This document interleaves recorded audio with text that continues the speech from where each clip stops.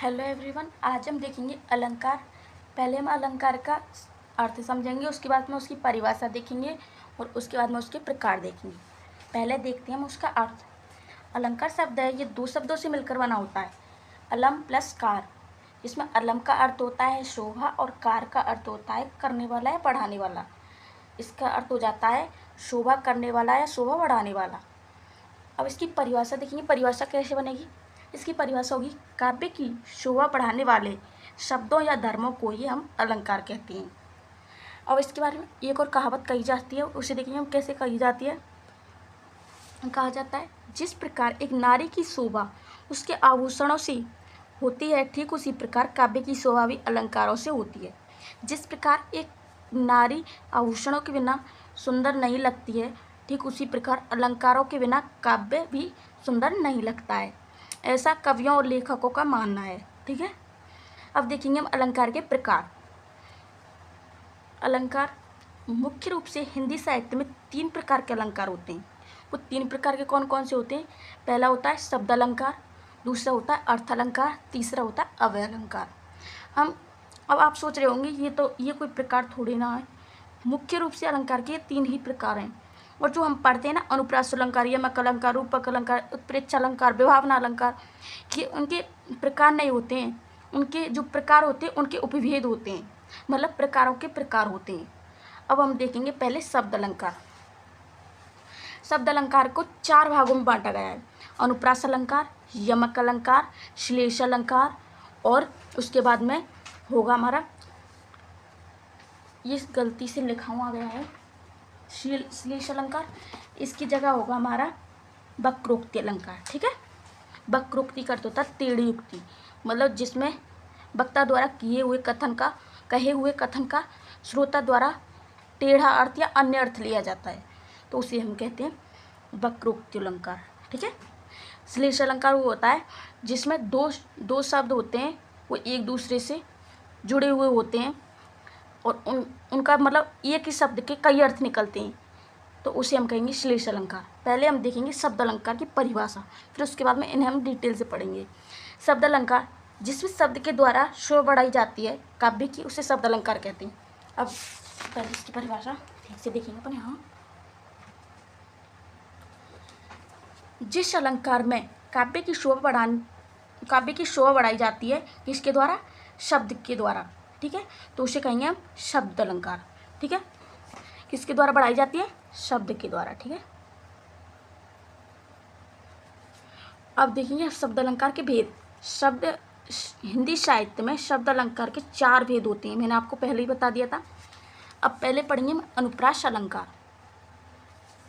इससे। ठीक है, जिस अलंकार में काव्य में कोई वर्ण बार बार आए या वर्ण की आवृत्ति हो, वर्ण बार बार आए या आवृत्ति हो, इसका एक ही मतलब है कि वो वर्ण बार बार आए, तो उसे हम कहेंगे अनुप्रास अलंकार।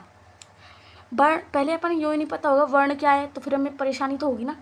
भाषा की सबसे छोटी से छोटी इकाई जिसका हम खंडन नहीं कर सकते, वही होता है वर्ण। जैसे आ, ई, उ, कै, खे, गे, ये होते हैं ना, ये होते हैं वर्ण। ठीक है, पहले हम देखेंगे अनुप्रास अलंकार का उदाहरण। जैसे भगवान भक्तों की भयंकर बुरी भीति भगाइए। अब इसमें एक शब्द बार बार आ रहा है, शब्द नहीं सॉरी वर्ण। ठीक है, एक वर्ण बार बार आ रहा है, जो ये भय वर्ण, 1 बार, 2 बार, 3 बार, 4 बार, 5 बार और 6 बार, ये 6 बार आ गया भय वर्ण, तो इसलिए यहाँ पर अनुप्रास अलंकार है। इसकी परिभाषा हमने पहले पढ़ चुकी थी। एक वर्ण 2 या 2 से अधिक बार आए तो अनुप्रास अलंकार होगा। तो मतलब ये है कि ये अलंकार सर्वाधिक प्रयोग में लिया जाता है। एक शब्द कई बार आ जाता है किसी भी वाक्य में साधारणतः, तो इसीलिए इसे हम कहीं पर भी लिख सकते हैं। ठीक है, किसी भी, अगर हम किसी व्याख्या कर रहे हो तो उसमें भी। तो इसमें देखिए उपरोक्त उदाहरण में, अगर हमें इस प्रकार के अनुप्रास अलंकार की परिभाषा पूछी जाए तो हम उदाहरण लिखेंगे, उसके बारे में विशेष लिखना जरूरी होता है। ठीक है, उपरोक्त उदाहरण में, अब विशेष देखिए कैसे लिखना। उपरोक्त उदाहरण में भय वर्ण की आवृत्ति हुई है, इसलिए यहाँ पर अनुप्रास अलंकार है। अब देखेंगे हम यमक अलंकार। जहाँ किसी काव्य में कोई शब्द दो या दो से अधिक बार आए लेकिन उसका अलग अलग अर्थ निकले तो वहाँ पर यमक अलंकार होगा। कोई शब्द दो बार आए लेकिन उसका अर्थ अलग अलग निकले, एक जैसा देखने में एक जैसा लगेगा लेकिन उसका अर्थ अलग अलग निकलेगा। जैसे हम इस उदाहरण में देख सकते हैं, कनक कनक। अब इसमें देखने में बिल्कुल सेम लग रहे हैं ना, लेकिन इसका अर्थ अलग है। पहले कनक का अर्थ है सोना, दूसरे कनक का अर्थ है धतूरा। तो हम देखेंगे तो यहाँ पर यमक अलंकार है, जो इन दोनों का अर्थ अलग है। इसीलिए कनक कनक ते 100 गुनी मादकता अधिकाय, या खाए बोराए चक बा पाए बोराए। तो इसलिए हम इसका विशेष लिखेंगे। उपरोक्त उदाहरण में कनक शब्द 2 बार आया है। पहली बार इसका अर्थ है सोना, दूसरी बार इसका अर्थ धतूरा। इसलिए यहाँ पर कौन सा अलंकार है? यमक अलंकार। अब देख, इसीलिए हम दूसरा उदाहरण भी देख सकते हैं। जैसे सूर्य सूर्य तुलसी शशि उड़गत की शब्दाश, अब के कवि खद्दूत सम जहाँ तहाँ करत प्रकाश। खद्दूत सम ये कवि का नाम है। सूर पहले के नाम है, कवि का नाम सूरदास। सूर इसी सूरवीर, दूसरे का है सूरवीर। ठीक है, तो इसीलिए देखने में दोनों एक जैसे लगेंगे शब्द, लेकिन उनका अर्थ अलग अलग होगा। तो वहाँ पर होगा हमारा यमक अलंकार। अब इसके बाद में हम पढ़ेंगे श्लीष अलंकार। श्लीष का अर्थ ही होता है चिपका हुआ।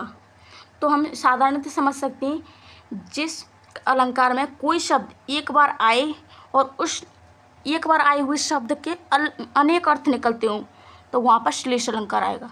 जैसे रहीमन पानी राखिए बिन पानी सब सून, पाने गए न उवरे मोती मानस चून। अब इसमें पानी शब्द के 3 अर्थ निकल रहे हैं। पहला है चमक, दूसरा इज्जत, तीसरा है साधारण जल। तो उसका हम विशेष कैसे लिखेंगे? उपरोक्त उदाहरण में पानी शब्द एक बार आया है और उसके 3 अर्थ निकल रहे हैं। पहला है चमक, दूसरा है इज्जत, तीसरा है साधारण जल। इसलिए यहाँ पर श्लेष अलंकार है। ठीक है, अब हम पढ़ेंगे वक्रोक्ति अलंकार। वक्रोक्ति शब्द का ही अर्थ होता है टेढ़ी उक्ति। मतलब अब हम इसकी परिभाषा देखेंगे। जिस काव्य में वक्ता द्वारा कहे हुए कथन का या वक्ता द्वारा जो कोई बात बोली जाती है, उसका श्रोता द्वारा सुनने वाले को एक अन्य अर्थ लिया जाए, वहाँ पर वक्रोक्ति अलंकार होता है। जैसे अन्य अर्थ कैसे? संप्रेषण, अपन पढ़ा होगा ना, संप्रेषण किसे कहते हैं? जब हम किसी बात को कहते हैं, वो बात उसी प्रकार नहीं, वो अलग सोचने लग जाता है उसी बारे में। जैसे हम देखेंगे, रोको मत जाने दो।